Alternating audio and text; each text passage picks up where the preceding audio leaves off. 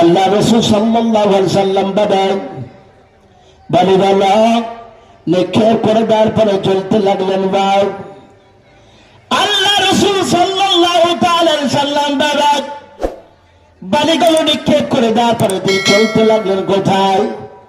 হযরত আবু বকরের বাড়ির দরজায়। বাবা আল্লাহর নবী আবু বকরের দরজায় যাওয়ার পর বিশ্ব নবী আপনার আবু বকর বলে ডাক দেয়, ওগো আবু বকর,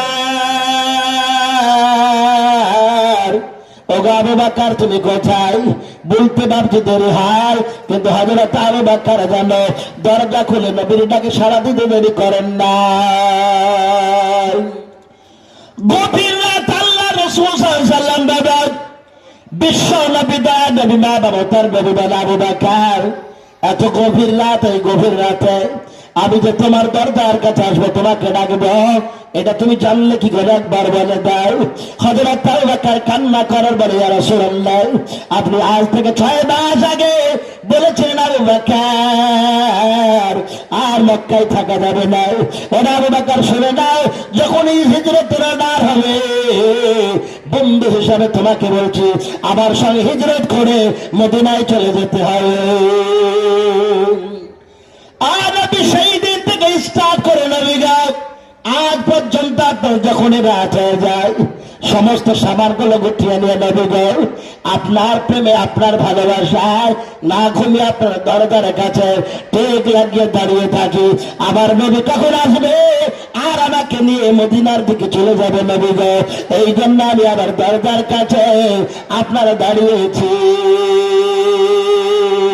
দেখো কেমন ঈমান এনেছিলেন আমার নবীর সাহাবারা,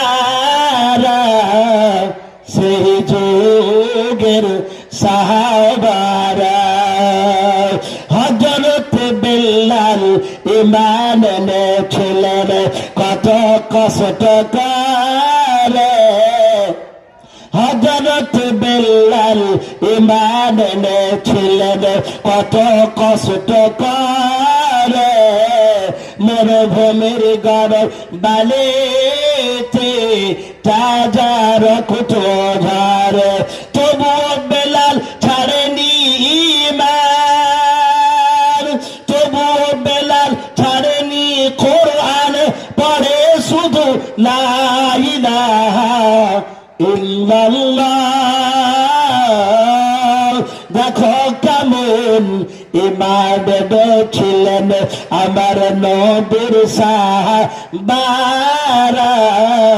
সেই যুগের সাহাবারা। বন্ধু আল্লাহ রাসূল সাল্লাল্লাহু আলাইহি ওয়াসাল্লামকে সাহাবারা নবীকে কত ভালোবাসতেন। বিশ্বনবী আবার মায়া বাবা তার বিভিন্ন বিকলে শিরোমণি বাবা হযরত আবু বকরকে ডাক দিয়ে বলে, আবু বকর আর বিলম্ব করা যাবে না, দেরি করা যাবে না। আবু বকর এখন এই মুহূর্তে তাড়াতাড়ি করে চলো, আমরা আপনার সফর শুরু করে দিই। চলতে লাগে আবু বকর মদিনার দিকে যেতে লাগে আবু বকর, কারণ দেরি করলে হয়তো কোনো কাফের বেঈমানেরা আমাদের দেখে ফেলবে আর আমরা বিপদগ্রস্ত হয়ে যাবে, বিপদে পড়ে যাবে। এই জন্য আবু বকর দেরি করা যাবে না, চলো। আল্লাহ নবী আর আবু বকর বাপ আপনার চলতে লাগলেন। কলিজার টুকরা ভাইরা বাবা জীবনে নাই বিশ্ব নবী আর আবু বকর দুজনে চলতে লাগলেন বাবা।